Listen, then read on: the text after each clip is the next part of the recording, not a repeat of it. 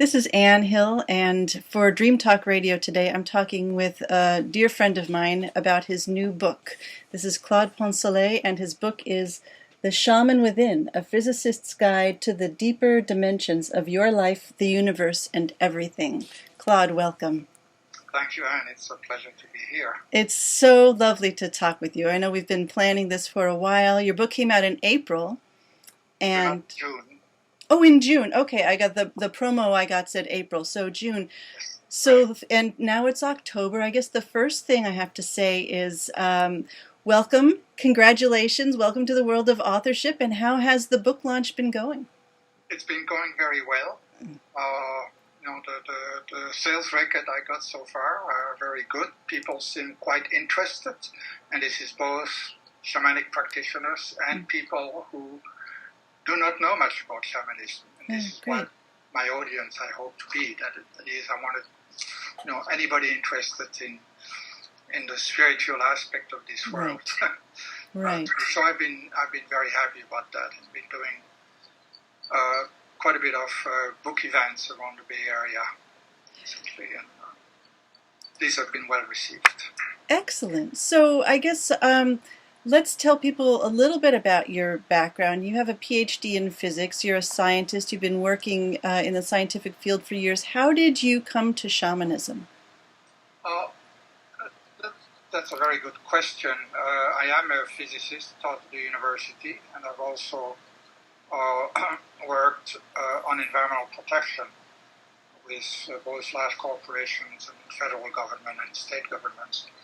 And my connection with shamanism occurred probably a good 30 years ago. Mm-hmm. I need to go back to really my childhood because I've had, which I think you have had and most people do, kind of unusual experiences, almost magical things that happened in nature, but also in the city or at home, which I could not explain. But they were wonderful, and I just said, okay, they are there.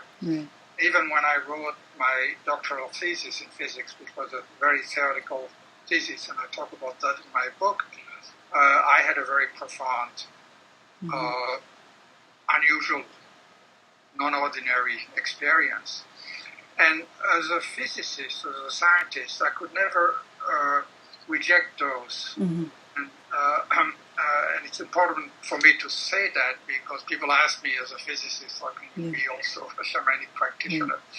But the underlying foundation of science, as you know, is that the world tells us what it is. And we don't tell the world what it is. And so all the theories and models of science, including of physics, are only as good as the world tells us through experiments. Yes, the model is a good model, the theory is a good model. And so for me to reject experiences which occurred and were very real to me, even though I could not explain them from a physics point of view, would have been unscientific. And it's much later, about 30 years ago, when I was introduced to the shamanic practice by Michael Harner in the Bay Area, who reintroduced the shamanic practice in the Western world. And it gave me a framework that explained all these past experiences.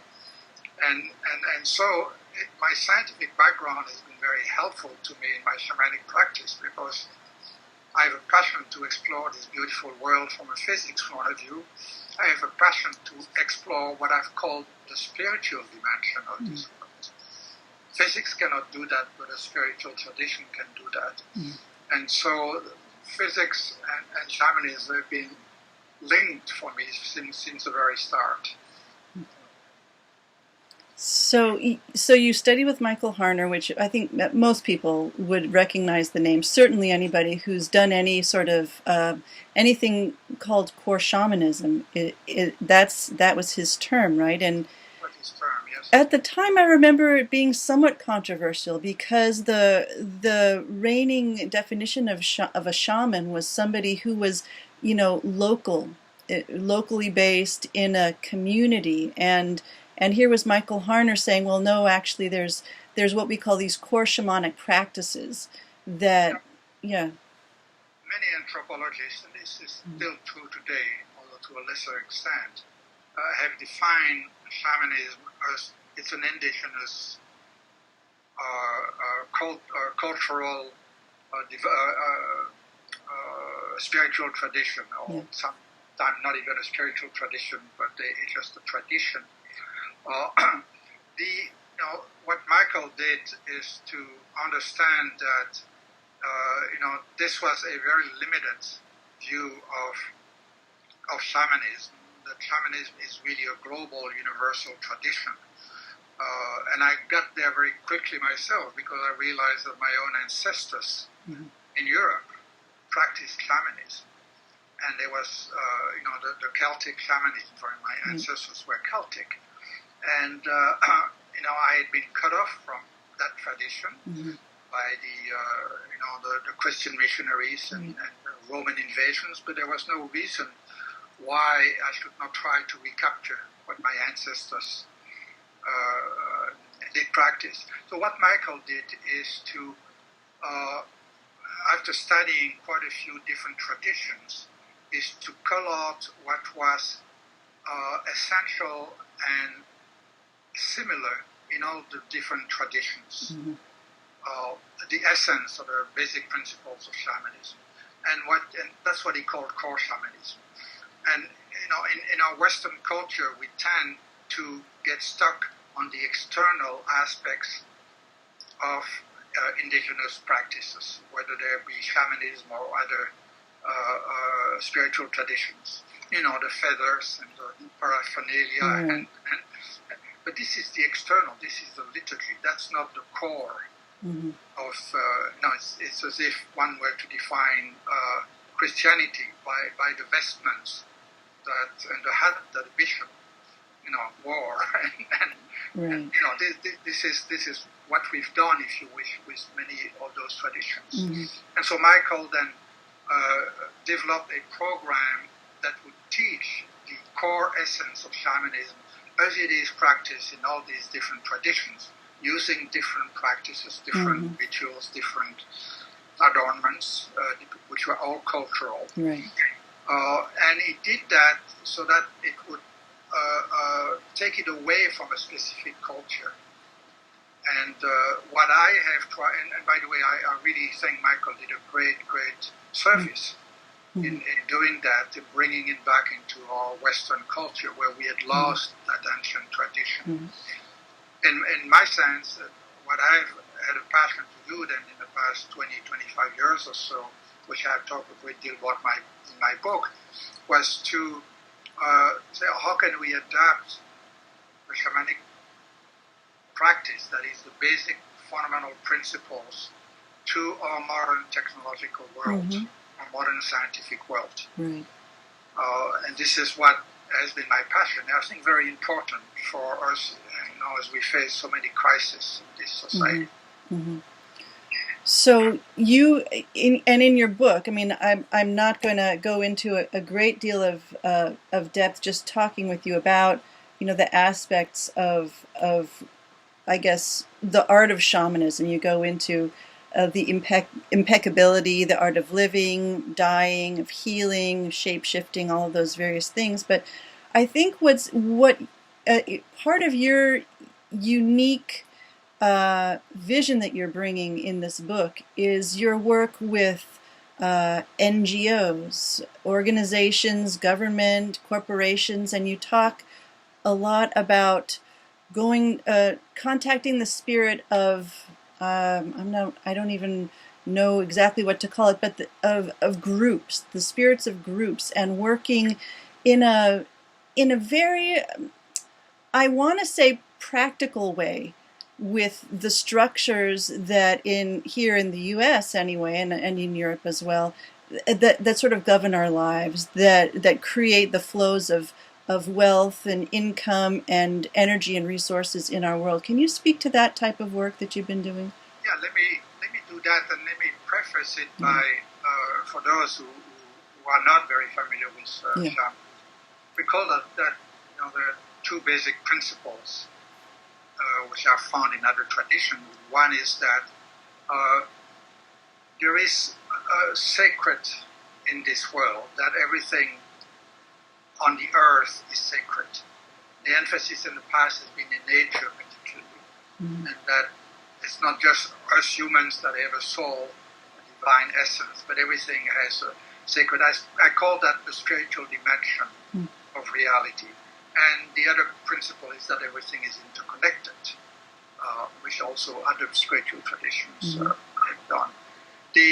What the shamanic practice does, as opposed to other spiritual traditions, and there is no value judgment here, is it permits us through various techniques to contact or enter into that spiritual dimension.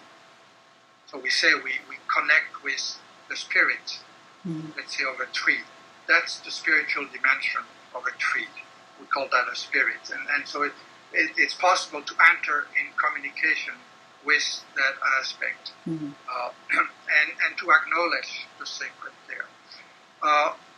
In my work at the university, with corporation, with technologies, with organizations and groups, I quickly realized that the man-made environment itself has a spiritual dimension, is sacred. Organizations, groups, as you say, are sacred. When we talk about a tribe and having the spirit of that tribe, for example, well, if you take a corporation, multinational, it's made up of individual human beings who all have a divine self.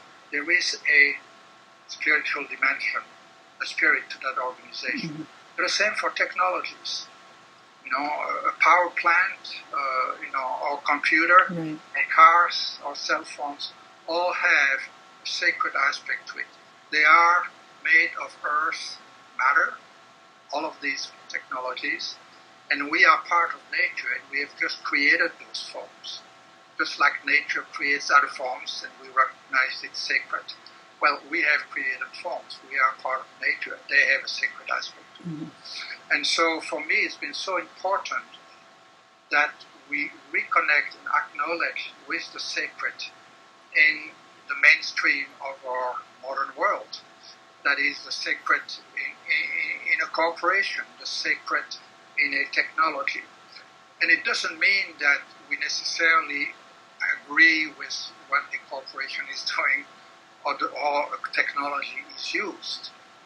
But by acknowledging and recognizing the sacred, we ourselves, first of all, are going to have a different attitude or use of the technology. We're going to have a different attitude toward the corporation. We may disagree with it and become an activist and try to change its ways, but we will do that in a sacred way, which is much more powerful. And I've worked a great deal in environmental protection all my life as a scientist and as an activist, and both with corporations, with the federal government. I've served on a number of presidential commissions on the environment, and it's clear that we are, as a human species, endangering life on this planet through our destruction of the ecology, and we are destroying one another through wars, violence, and whatnot. So we do have major crises, and good policies, good laws, good regulations, new ways of living based on community and cooperation. All these are very important. I am convinced they are not enough. We will not resolve those crises unless we start seeing the sacred in everything, the sacred in a technology, the sacred in an organization, the sacred in the other. And that's really been what has driven me to work and then write this book. Does that answer your question?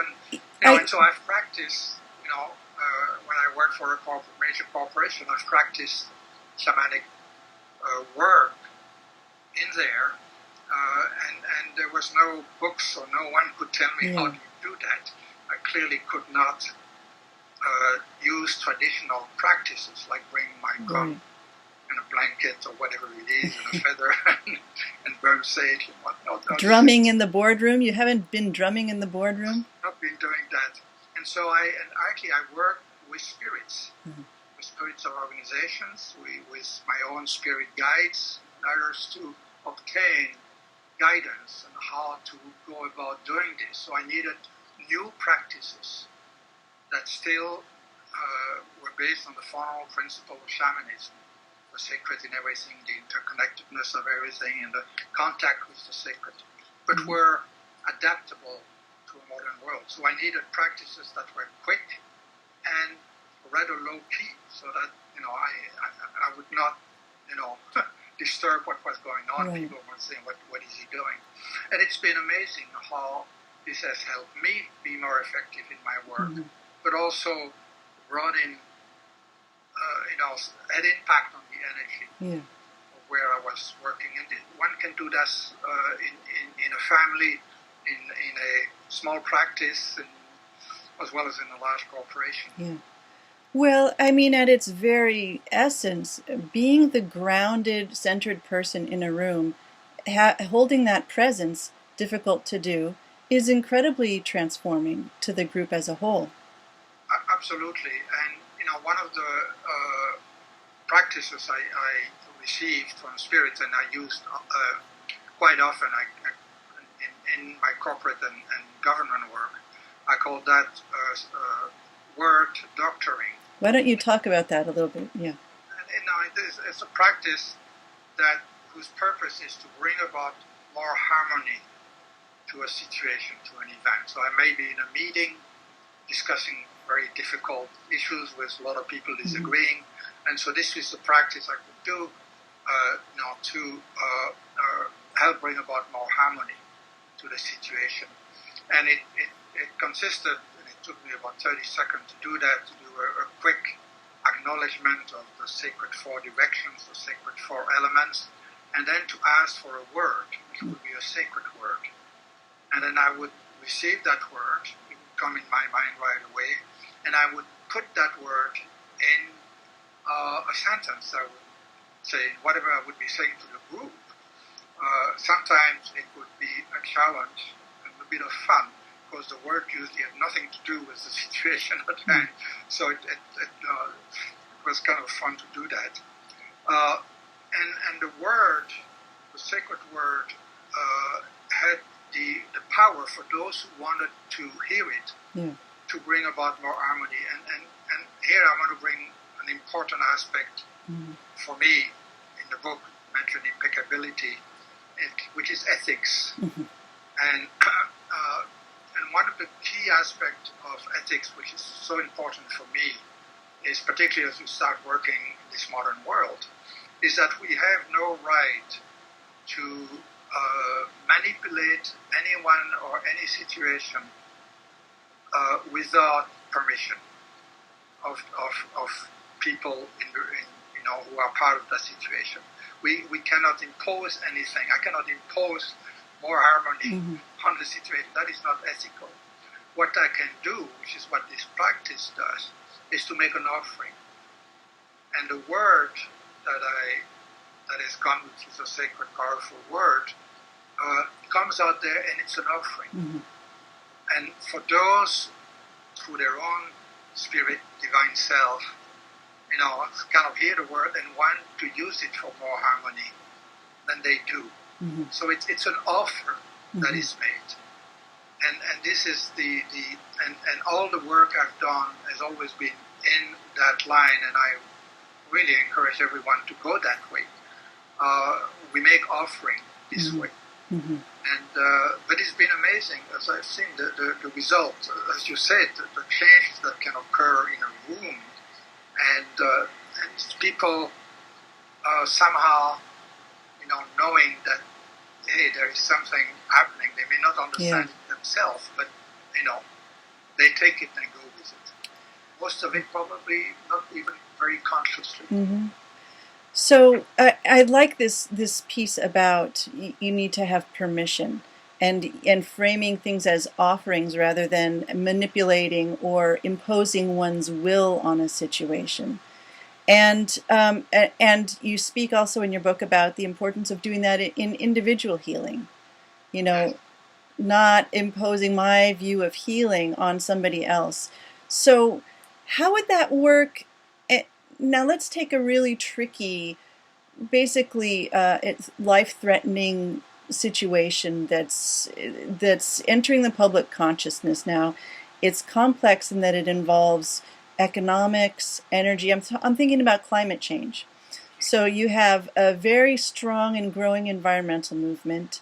You have reliance on fossil fuels. You have the push to get into more renewable, and there's been many meetings at a global level. It involves very powerful industry interests. How would you how would you approach that issue and hope or work for more progress? Now, would you start with the assumption that the best outcome is to reduce carbon emissions as quickly as possible?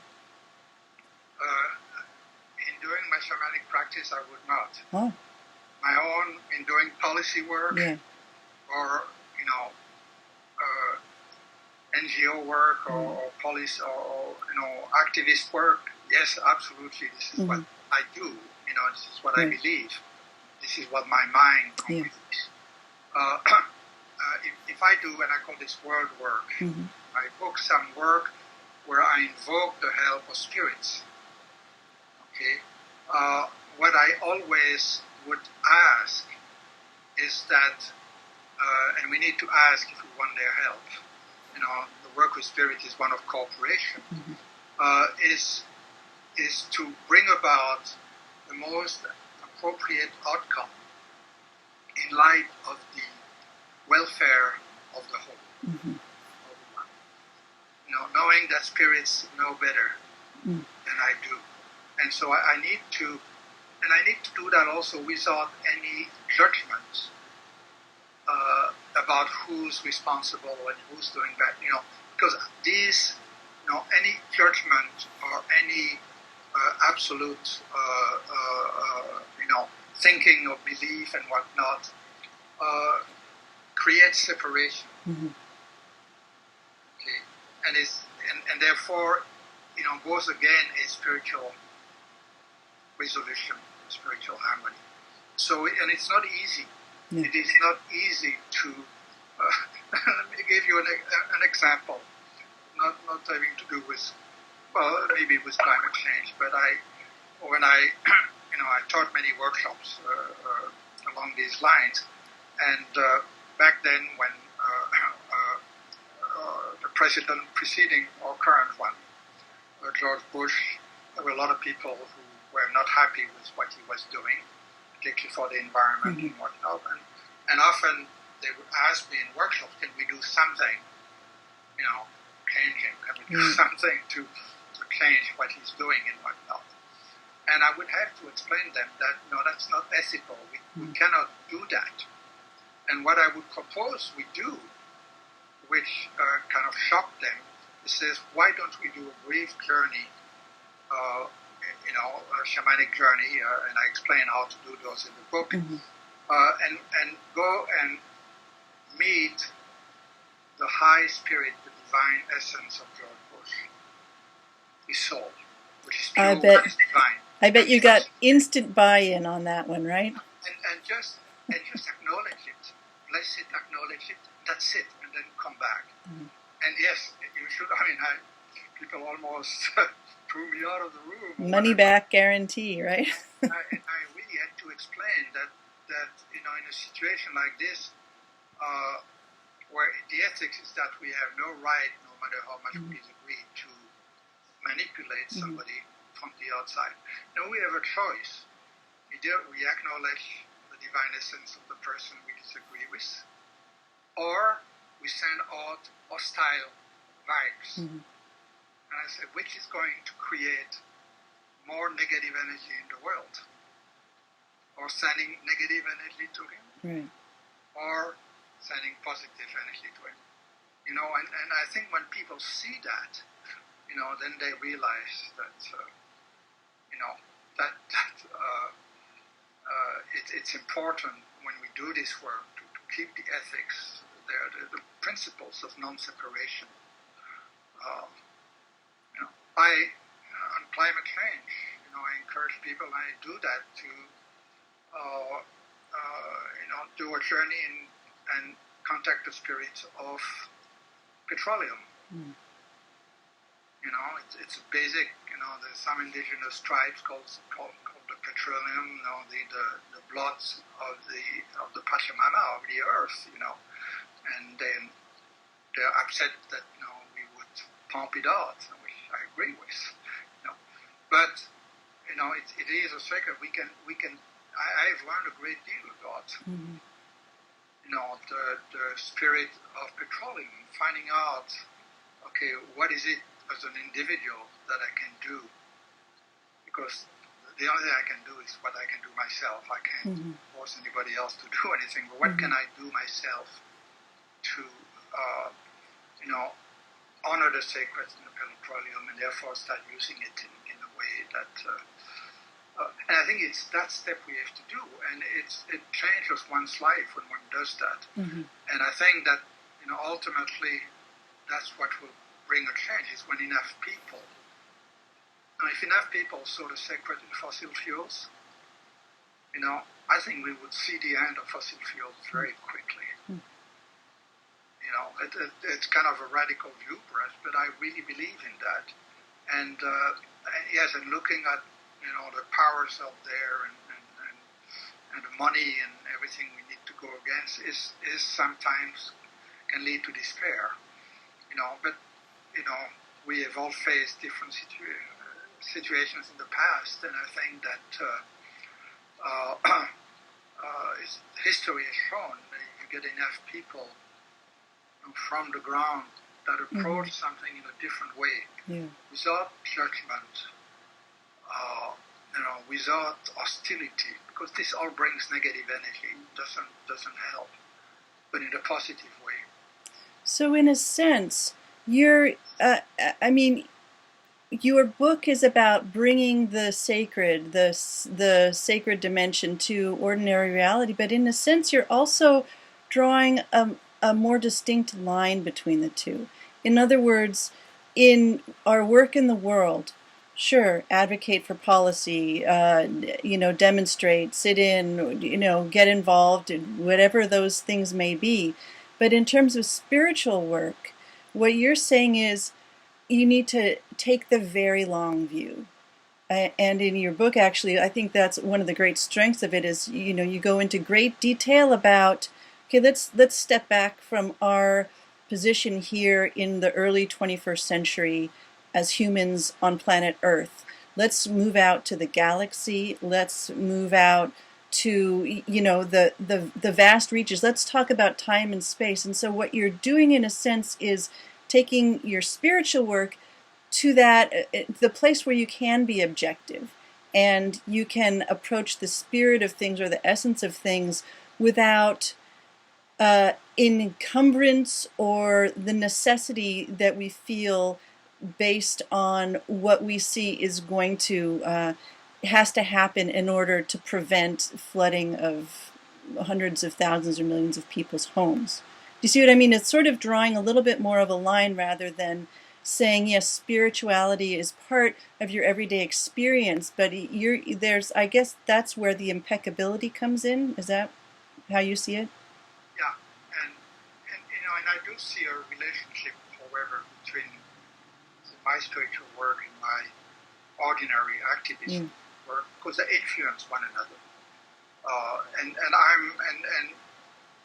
Impeccability comes in here. Very important for me. Impeccability is, it's a difficult term to describe. It's like democracy or sustainability. And you never quite get there.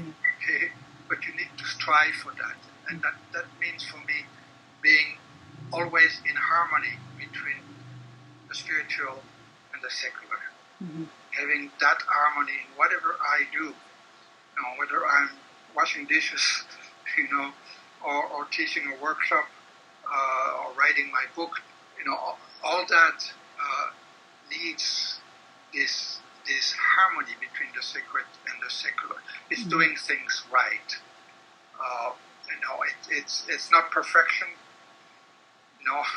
at all. It's really striving to do that right. And what's I realized become very important to my own work in realization is that while I needed to be impeccable in my spiritual work and not manipulate and not have my ego come in, but just my soul, my divine self being involved, which is a lot of work to do. We all know that. I also realized that I could not be impeccable in that spiritual work if I was not also impeccable in my ordinary world. That's because I'm one being. I'm not a soul over there and a body, ego, mind over there. I'm one person, one being, and I need to be impeccable in both sense. And so my work as an activist, for example, my spiritual work, world work has influenced, how I am as an activist, and I think made me much more effective. I realized that by pointing fingers and really sending negative hostile energies to people or organization and whatnot, I wasn't being very effective in trying to change what I thought was necessary. And so there is a relationship between the two, and I see that in more and more people, where that is happening. That we realize that. In my book, where I have a chapter on the environment, and I talk about climate change there, and trying to go back also into, not in the future, into the cosmos, as I do in another chapter, but back in, since probably agriculture or pre-agriculture time, and say, what is it in us humans that has made it as a species on this earth to be so destructive of the environment of one another? And I come up with a number of beliefs that I outlined there, but all I could summarize into one word, which is anthropocentrism. Anthropocentrism. Seeing us at the center of this world as having more value than any other species or any other being or anything else on this planet. And it is so anchored, particularly in Western culture. It is not in indigenous cultures. They do not see themselves as more valuable than a fish or a tree. There is, and I think that's a key thing we need to understand as in the Western world, is how that anthropocentrism has really pushed us to be so destructive toward the environment and leading to things like climate change. And so again, the seeing the sacred, evoking the shaman within in nature can really, and in technologies, help us get away from that anthropocentrism, so that we are no longer the most valuable species, the most evolved species. As a scientist, when I see, and it's still taught in many books, that we are the most evolved species on this planet, and I say, okay, as a scientist, look at the facts. Okay, a whale has a bigger brain than we do. Okay, who's destroyed this planet and who has not? Are we the most evolved species? Look at what we're doing. We have the printing press. Therefore, history belongs to those who write the books, right? and it's that's what I say. I think what I find is we're different from other species. I've gotten to the point which I really value for myself, because it's taken a big weight over my shoulder, where I don't think of myself as any more valuable than a flower, a tree, a deer, for that matter, an insect. We're different.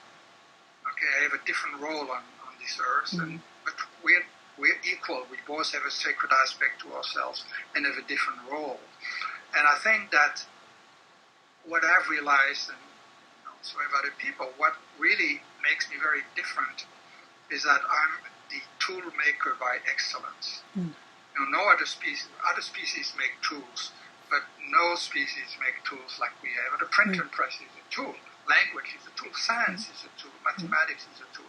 Those all are technologies. And for me, the challenge we have as a species is how can we learn to use that tool-making ability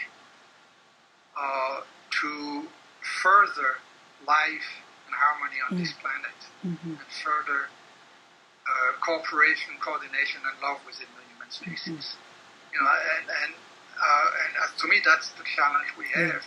And in my humble opinion, I think by recognizing the sacred in the other, in technologies, in nature, I think is one way where we can start getting away from the anthropocentrism and start using our tools in a different way. And I'm optimistic. I think it will happen. We may do quite a bit of damage before we get to the end, unfortunately. But the importance is that we ultimately change. Well, your book, The Shaman Within, A Physicist's Guide to the Deeper Dimensions of Your Life, the Universe, and Everything, is a wonderful offering to that end, and may it be so. Claude Poncelet, really a pleasure speaking with you about your book. Thank you so much.